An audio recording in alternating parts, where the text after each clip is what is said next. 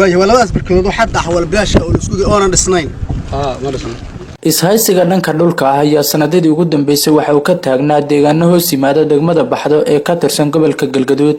maamulka degmada Baxdo oo kaashanaya odayaasha dhaqanka culimaadudiinka ciidamada booliska iyo xoogga dalka qaybta 12aad guutada 13aad iyo qaybaha kala duwan ee bulshada ayaa xal ka gaaray ishaysiga dhanka dhulka ah ee ka taagnaa deegaanadan hoos yimaada Baxdo dadka ku dhaqan deegaanadan ayaa waxa sanadadii ugu dambeysay ragaadiyay colaataasi oo ka dhalatay ishaysiga dhanka dhulka ah waxayna bulshada deegaanadan u hamuun qabeen in la soo afjaro colaadaasi gudoomiyaha degmada Baxdo Maxamed Cabdullaahi Muuse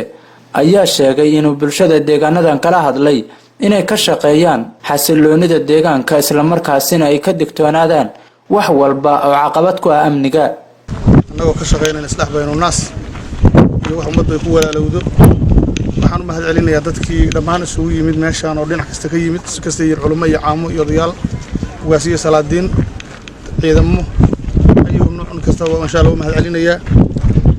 ba mahadsantiin waxaanu dhageysanaynaa wixii lagu ballamay oo odayaasha dhaqanka iyo culimadu ay ku ballantay innaguna ka maamul ahaan waxaan diyaar u nahay insha Allah taala inaan fulino waxaad ku ballanteen hadii Ilaahay yiraahdo waxaan rabaa oo si dardaarmo oo shaqooyinka deegaanka oo soo laalaabanayo laga hortago waxa weeye god la qoday oo xawaal bilaasha oo 120 ama 20 ama 30 kun baa xalma dhulku wuxuu ummadda ku daaqa iyo wadadega iyo nabadda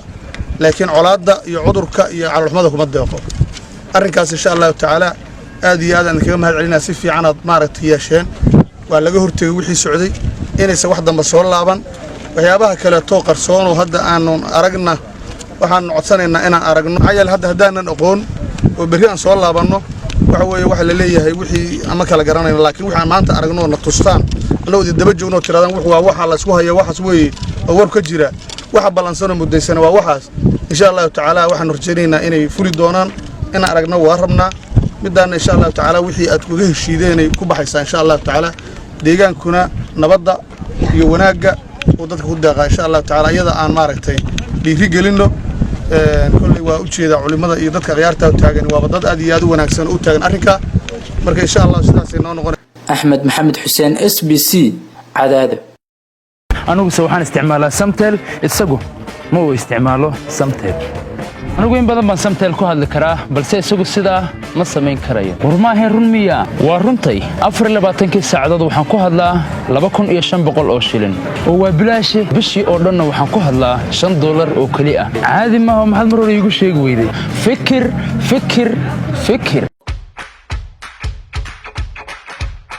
BC shirkadda Telesom waxay macaamiisheeda dalka dibaddiisa joogta ugu bushaaraynaysaa in iyagoo gurigooda jooga lacag u diri karaan eheladooda iyo asxaabtooda abka BC waxaad si fudud lacag ugu diri kartaa adigoo gurigaaga jooga loo diruhuna wuxuu ku helayaa saad ama accountkiisa Daarasalaam Bank haddaba si aad u isticmaasho abka BC waxaad kala soo degi kartaa moobilkaaga BC si fudud lacag ugu dir adigoo gurigaaga jooga BC